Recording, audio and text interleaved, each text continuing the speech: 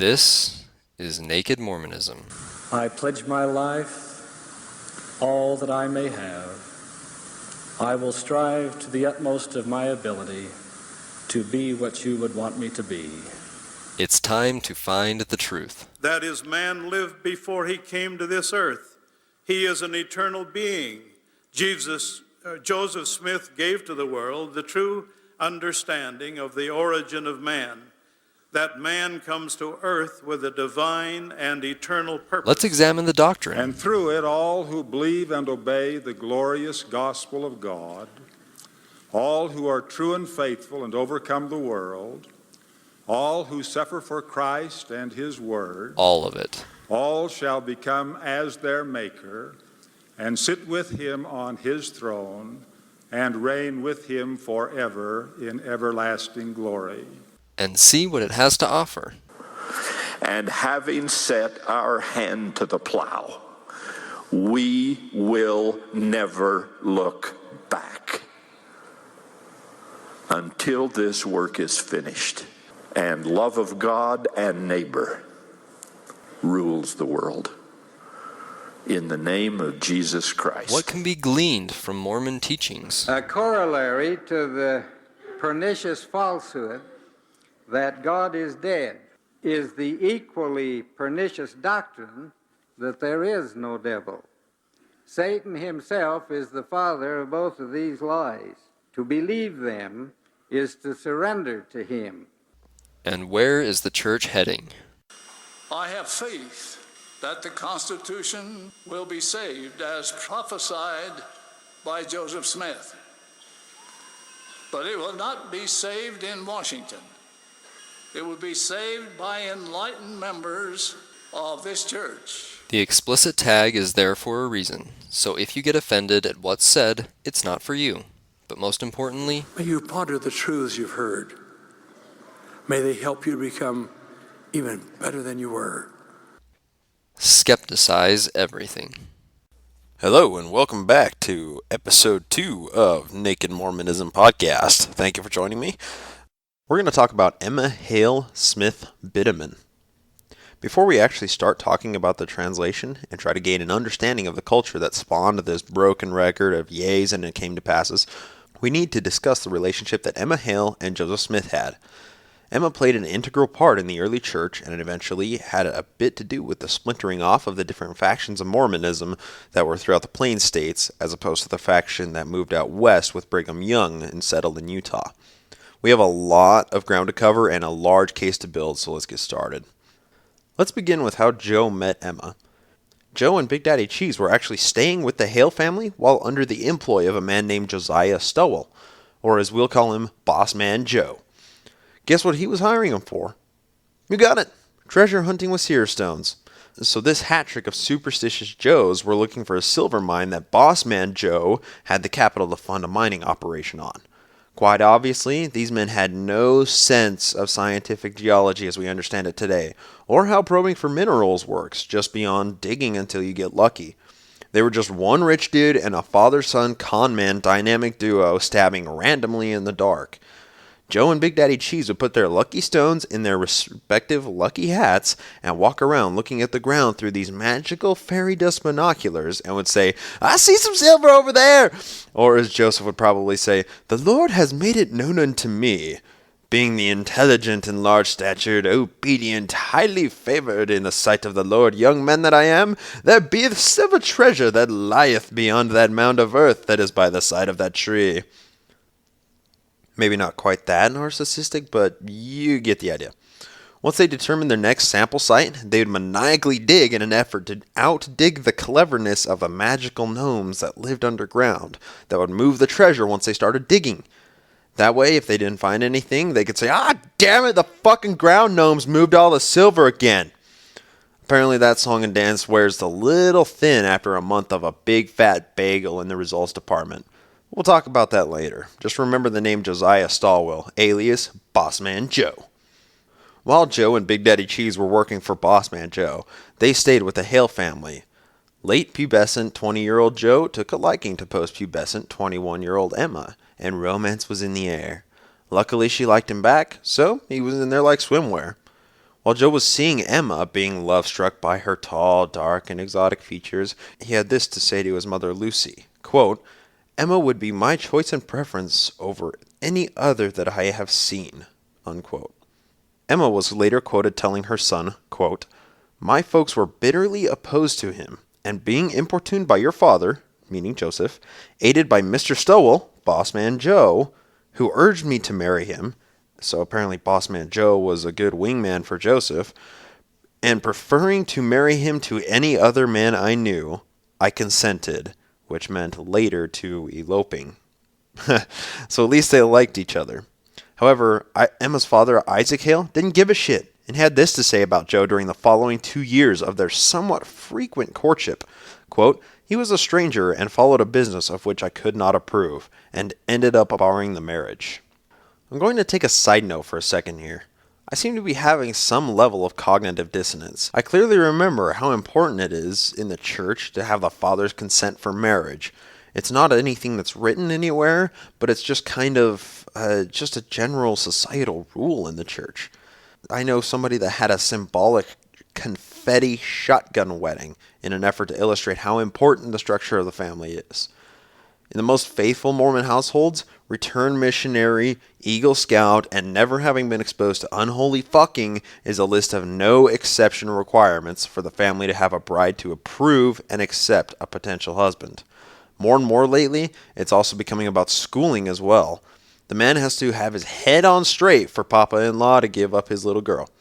This, of course, leads to temple marriage and the sealing temple ritual, which is a pretty crazy-ass Masonic ritual that we'll talk about in later episodes. And the sealing is done for one man and one woman to their family for time and all eternity. Sealing is a little more complicated than that, but we'll get into it quite a bit later because there's a lot wrapped into it. I also clearly recall seeing in primary class, that's primary classes, children up to the age of 12, if I remember correctly. We sang a song called Follow the Prophets. It went, follow the prophets, follow the prophets, follow the prophets, don't go astray. And it repeated, and then follow the prophets, he knows the way. It's kind of transparent indoctrination, but I mean, regardless, it just shows how much you have to follow the prophets because they know the way, follow their example because they know all the truth. Meaning follow their examples and teachings. This seems to stand in pretty sharp contrast to the eloping, statutory nuptials later on, and polygamy later on, exhibited by the founding fucking prophet of the church. At least when a Muslim marries a 9-year-old girl in Saudi Arabia and says that it's for love, he's following Muhammad's example. Mormons today just completely overlook the example their holiest prophet laid out for them.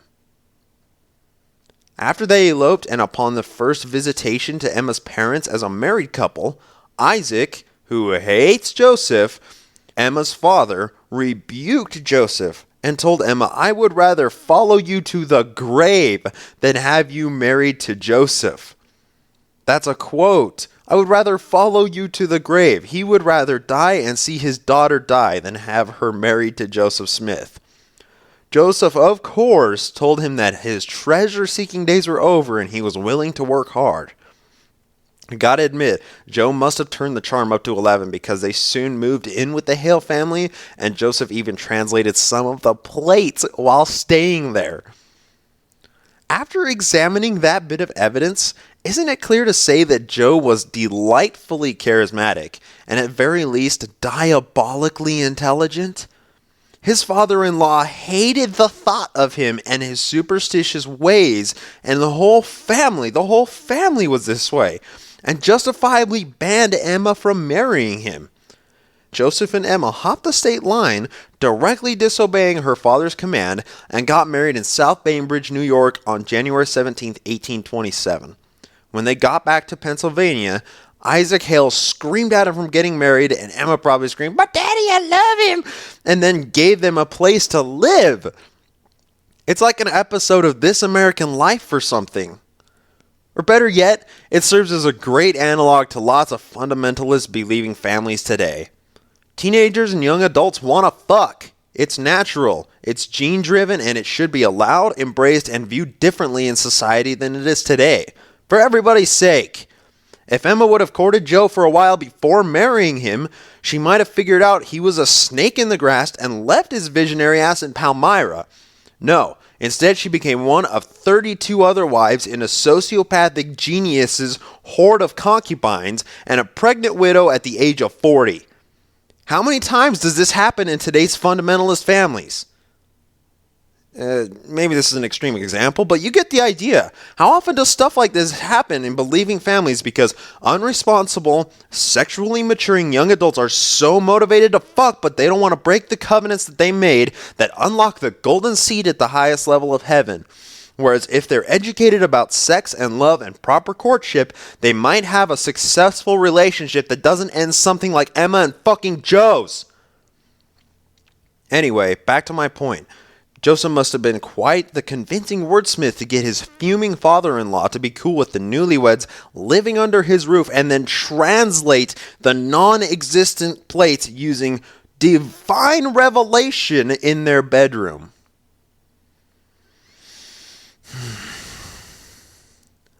Onto a new but related topic. Why did Isaac hate Joseph? That seems like a legitimate question, right? I mean, prior to marrying Emma, Joe had just stayed the 1 month with the family, and he'd made a few visits to Emma on a handful of later occasions to try and get some. But was there an underlying cause? Remember Bossman Joe Stowell? He hired Joe and Big Daddy Cheese to find a silver mine with their glass luking. We talked about him earlier in the episode. Turns out the Joe Con sandwich was unsuccessful in finding anything of value, and Bossman Joe filed criminal charges against them. The criminal records referred to Joe as the glass looker, and he was convicted of fraud. However, the details of the punishment, or if there was some sort of acquittal, are a little fuzzy beyond the court record. But I think it's reasonable to assume that Joe pretty much just fucked off after the court date, and it wasn't anything that the local law enforcement cared to follow through with because it was such a seemingly minor offense. That's right. The most holy man that wasn't Jesus that ever lived, founder and first prophet, seer, and revelator of the church, was convicted of fraud in the years he was translating the Book of Mormon. In case any Never Mormon people are listening, this is not taught in the actual church. I never heard this growing up, and I went for 17 years. Luckily, with the recent advent of the internet, coupled with the intellectual and theatrical contributions from Matt Stone and Trey Parker and others, this information will hopefully never be buried. This isn't the only crime that Joe was convicted for, but it is the first that we have record of. We will get to the other convictions as they become relevant in the story, but for now, I want to get back to Emma. The best way I could do this was to try and bring us to an understanding of who Emma really was and what her relationship with Joe was really like. I'm going to read an interview with Emma Bidamon. This was after Smith had died. This was conducted by her son, Joseph Smith III, in 1879, and it is known as the last testimony of Sister Emma. So I'm going to read the entire thing as it was published. It was thought advisable to secure from Mother Bidamon, Sister Emma Smith, her testimony upon certain points upon which various opinions existed, and to do this, it was decided to present to her a few prominent questions, which were penned and agreed upon. The answers to which might, so far as she was concerned, settle these differences of opinion. Our thought was that if we had lacked courage to ask her because we feared the answers she might give, we would put aside that fear, and, whatever the worst might be, we would hear it. The result is given below. It having been decided to give the statements to the readers of the Herald, in view of the death of Sister Emma having occurred so soon after she made them, thus giving them the character of the last testimony. If I recall correctly, she died 4 months after she gave this last testimony. It is intended to incorporate these questions and answers in the forthcoming history of the reorganization. We apologize to our mother for putting the questions respecting polygamy and plural wives as we felt we ought to do. So I'm going to describe what the article is. It is a question and answer based interview. Questions by Joseph Smith III and answers by Emma Bidamon at the time. Question: who performed the marriage ceremony for Joseph Smith and Emma Hale? When? Where? Answer: I was married at South Bainbridge, New York, at the house of Squire Barbell by him when I was in my 22nd or 23rd year. We here suggested that Mother Smith's history gave the date of the marriage as January 18th, 1827. To this she replied, I think the date correct. My certificate of marriage was lost many years ago in some of the marches we were forced to make. I assume she's referring to some of the times that they had to run away from the towns, just not really having any time to pack up and leave because they were being chased out by mobs, which is pretty sad.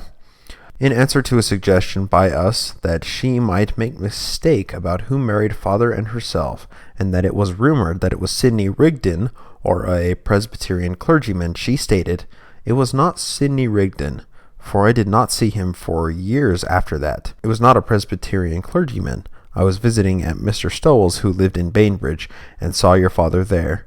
I had no intention of marrying when I left home, but during my visit at Mr. Stowell's, your father visited me there. So I'm going to quote here something I quoted earlier, but this is the whole thing in context. My folks were bitterly opposed to him, and being importuned by your father, cited by Mr. Stowell, that was Boss Man Joe, who urged me to marry him, and preferring to marry him than to any other man I knew, I consented. We went to Squire Tarbell's and were married. Afterward, when father found that I was married, he sent for us. The account in Mother Smith's history is substantially correct as to date and place. Your father bought your Uncle Jesse Hale's place off the father's farm, and we lived there until the Book of Mormon was translated, and I think published. I was not in Palmyra long. Question: how many children did you lose, mother, before I was born? Answer: there were 3. I buried one in Pennsylvania and a pair of twins in Ohio. So she had 3 failed births before she had Joseph Smith III. Question: who were the twins that died? Answer: they were not named. Question: who were the twins whom you took to raise? Answer: I lost twins. Mrs. Murdoch had twins and died. Brother Murdoch came to me and asked me to take them, and I took the babes. Joseph died at 11 months. They were both sick when your father was mobbed. The mob who tarred and feathered him left the door open when they went out with him. The child relapsed and died. Julia lived, though weaker than the boy. Wow, poor Emma. Question: when did you first know Sidney Rigdon? Where? Answer: I was residing at your father Whitmer's when I first saw Sidney Rigdon. I think he came there. We'll talk about Sidney Rigdon a lot in later episodes. He's another heavy hitter, but at the moment he isn't terribly important. Back to it. Question: was this before or after the publication of the Book of Mormon, referring to her knowledge of Sidney Rigdon? Answer: the Book of Mormon had been translated and published some time before. Parley P. Pratt had united with the church before I knew Sidney Rigdon or heard of him. At the time of the Book of Mormon was translated, there was no church organized, and Rigdon did not become acquainted with Joseph and me till after the church was established in 1830. How long after that, I do not know, but it was some time. Question: who were scribes for father when translating the Book of Mormon? Answer: myself, Oliver Cowdery, Martin Harris, and my brother Reuben Hale. Question: was Alva Hale one? Answer: I think not. He may have written some, but if he did, I do not remember it. Question: what about the revelation on polygamy? Did Joseph Smith have anything like it? What of spiritual wifery? Answer: there was no revelation on either polygamy or spiritual wives. There were some rumors of something of the sort, of which I asked my husband. he assured me that all there was of it was that in a chat about plural wives, he had said, quote, well, such a system might possibly be if everybody was agreed to it and would behave as they should, but they would not. And besides, it was contrary to the will of heaven. Unquote.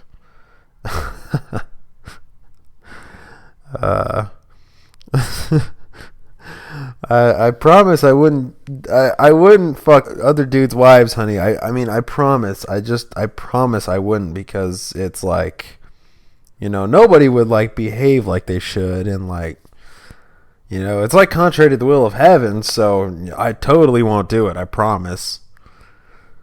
Back to it.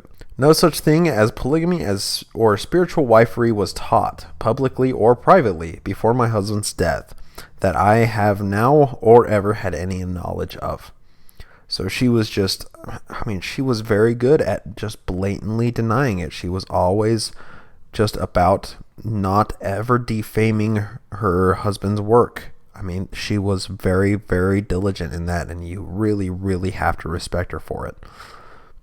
Next question. Did he not have other wives than yourself? Answer. He had no other wife but me, nor did he, to my knowledge, ever have. Question. Did he not hold marital relations with women other than yourself? Answer. He did not have improper relations with any woman that ever came to my knowledge. Oh dear, we will show that to be very, very, very incorrect pretty shortly with Fanny Alger. Remember the name Fanny Alger. Question. Was there nothing about spiritual wives that you recollect? Answer. At one time, my husband came to me and asked me if I had heard certain rumors about spiritual marriages, or anything of the kind, and assured me that if I had, that they were without foundation, that there was no such a doctrine, and never should be with his knowledge or consent. I know that he had no other wife or wives than myself, in any sense, either spiritual or otherwise. Wow, he is asking the hard questions, and this is his own mother on her deathbed. You gotta respect the gumption of this dude. Question. What of the truth of Mormonism? Oh, the ball shot. Answer. I know Mormonism to be the truth, and I believe the church to have been established by divine direction. I have complete faith in it. In writing for your father, I frequently wrote day after day, often sitting at the table close by him, he sitting with his face buried in his hat, with the stone in it, and dictating hour after hour with nothing between us. That is Divine Revelation translation. How impressive is that? Question. Had he not a book or manuscript from which to read, or dictated to you? Answer. He had neither manuscript nor book to read from. Question. Could he not have had, and you not know it? Answer. If he had anything of the kind, he could not have concealed it from me. Question. Are you sure that he had the plates at the time you were writing for him? Answer. The plates often lay on the table without any attempt at concealment, wrapped in a small linen tablecloth, which I had given him to fold them in. I once felt of the plates as they thus lay on the table, tracing their outline and shape. I assume she meant tracing the outline in the cloth that covered them, but I'm not sure. They seemed to be pliable like thick paper, and would rustle with a metallic sound when the edges were moved by the thumb, as one does sometimes thumb the edges of a book.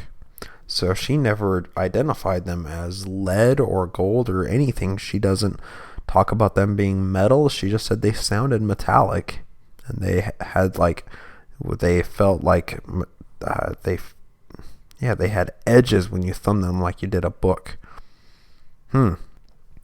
Question. Where did Father and Oliver Cowdery write? Answer. Oliver Cowdery and your father wrote in the room where I was at work. Question. Could not Father have dictated the Book of Mormon to you? Oliver Cowdery and the other who wrote for him after having first written it or having first read it out of some book? Pretty solid question. Answer, Joseph Smith, and for the first time she used his name direct, having usually he used the words your father or my husband. Could neither write nor dictate a coherent and a well-worded letter, let alone dictate a book like the Book of Mormon. And though I was an active participant in the scenes that transpired and was present during the translation of the plates and had cognizance of the things as they transpired, it is marvelous to me, a marvel and a wonder, as much so as to anyone else. Question, I should suppose that you would have uncovered the plates and examined them. Answer, I did not attempt to handle the plates, other than I have told you, nor uncover them to look at them. I was satisfied that it was the work of God, and therefore did not feel it to be necessary to do so. These people are... Did Major Bidamon here suggested, did Mr. Smith forbid you examining the plates? Answer, I do not think he did. I knew that he had them and was not specially curious about them. I moved them from place to place on the table as it was necessary in doing my work. How credulous are these people? Like, this is like a total facepalm. I can't believe this. They just believe him no matter what. That she traced the outline of the plates in a cloth and she's like, oh yep, that's good enough for me. I'm sorry, if somebody claims they have plates with ancient Egyptian written on them, I want to see those plates, especially if they're motherfucking gold. I gotta see that shit. Next question. Mother, what is your belief about the authenticity or origin of the Book of Mormon? Answer, my belief is that the Book of Mormon is of divine authenticity. I have not the slightest doubt of it. I am satisfied that no man could have dictated the writing of the manuscripts unless he was inspired. For when acting as his scribe, your father would dictate to me hour after hour, and when returning after meals or after interruptions, he could at once begin where he had left off, with either seeing the manuscript or having any portion of it read to him. This was a usual thing for him to do. It would have been improbable that a learned man could do this, and for one so ignorant and unlearned as he was, it was simply impossible. So what she meant by that is he would stop translating the Book of Mormon and he would get up and walk away, and then he would come back in 5 minutes, and when he would sit down, he would start in exactly the same place that he left off without asking, where was I? Or, whatever, needing any reminders. So here we go. Next question. What was the condition of feeling between you and father? Answer, it was good. Question, were you in the habit of quarreling? Answer, no, there was no necessity for any quarreling. He knew that I wished for nothing but for what was right, and as he wished for nothing else, we did not disagree. He usually gave some heed to what I had to say. It was quite a grievous thing to many that I had any influence with him. I find that pretty fascinating because that was a pretty direct question. Were you in the habit of quarreling? And she said, no, we weren't. And I find myself saying that I have a hard time not believing her. Like, I believe that she was just a complete mafia wife about it. She probably didn't ask a whole lot of questions, didn't want to hear any lies.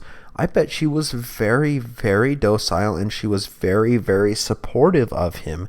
I imagine, maybe this is just my indoctrination and my very childlike view of Emma Smith, but I just picture her as being such a very, humble and meek person, and just always knowing that she is serving the Lord. No matter how crazy her husband is, she knows that it's in the service of God.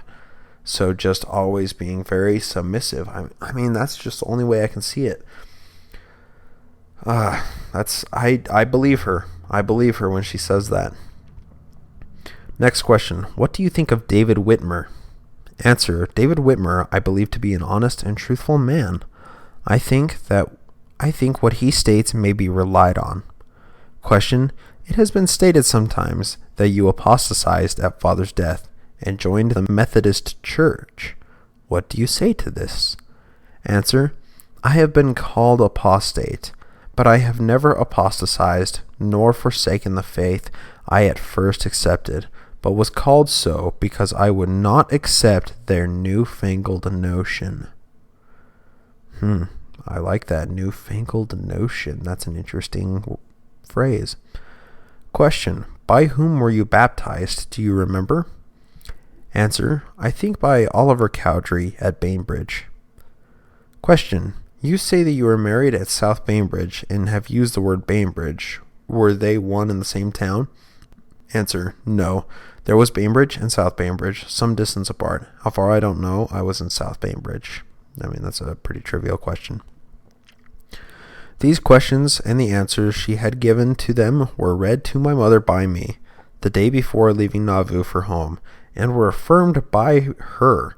Major Bidamon stated that he had frequently conversed with her on the subject of the translation of the Book of Mormon, and her present answers were substantially what she had always stated in regard to it. Joseph Smith III. Well, one clear thing throughout the entire interview, I mean, it's so abundantly clear. Emma really loved Joseph. I mean, she really, really did. She stayed with the Church of Christ, which is what Joseph originally founded in Illinois after his death, instead of going out west with Brigham Young and the, quote, newfangled notion, and was called an apostate for it by them. It seems so sad that she was madly in love with such an ambitious yet devious intellect. She was undeservedly left a pregnant widow after the selfish acts of lots of men with clashing views, all because she couldn't wake up and realize what Joe really was. It's so sad. I just feel so sorry for Emma in the whole situation. I think it's time to be done talking about Emma. It seems the more I talk about her, the sadder I get when I consider all the shit that Joe put her through. But oh well, we'll march on. Like I said, there's a large body of knowledge that needs to be consumed, metabolized, and converted to a format that's both entertaining and educational. However, we're only barely scratching the surface of what's out there. I'm really trying to fine-tune to the perfect amount of digestible information per episode to offer just enough that you enjoy it, but don't get bored with what's offered. I understand that some of this is pretty boring, but it is foundational information that, if we cover now, will greatly benefit us in the future for understanding the whole picture of Joseph Smith and the church. Please bear with me on this, because trust me, it's going to get really fucking crazy in lots of different ways in coming episodes, I promise. Thanks for tuning in and sharing in the community, and I hope to borrow yours again next week, here on the Naked Mormonism Podcast.